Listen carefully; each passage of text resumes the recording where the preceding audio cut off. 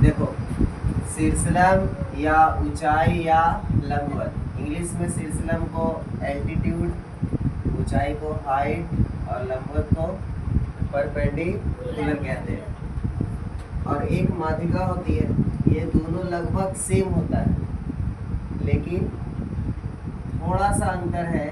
जैसे अगर हम चित्र से समझें इस तरह से, इसका नाम ए, इसका नाम बी, इसका नाम सी। तो अगर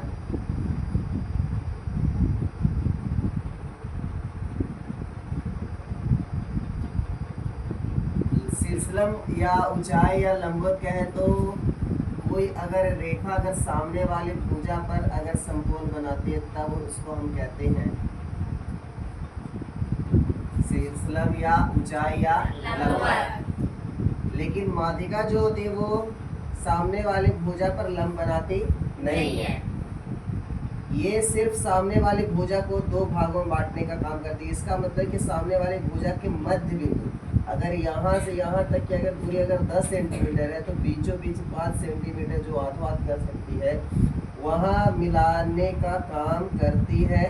तो जो रेखा सामने वाली भुजा के मध्य बिंदु से मिलती है इसी रेखा को हम कहते हैं क्या? माध्यिका। इस रेखा का नाम हो जाएगा काची? माध्यिका। ठीक है। और यहाँ पर इसको हम लोग कहेंगे, ये तीनों नाम दे सकते हैं, चाहे शीर्षलम कह दो या ऊंचाई कह दो या लंबवत कह दो। ठीक है, ये शीर्षलम हो जाएगा। तो परिभाषा के रूप में देखा जाए तो किसी त्रिभुज के शीर्ष से सामने वाले भुजा पर अगर लंब डाला जाता है तो उसी को हम कहते हैं क्या चीज? शीर्षलम।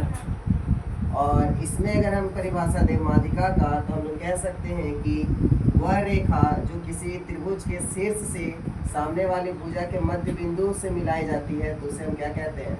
माध्यिका। ठीक है, समझ गए?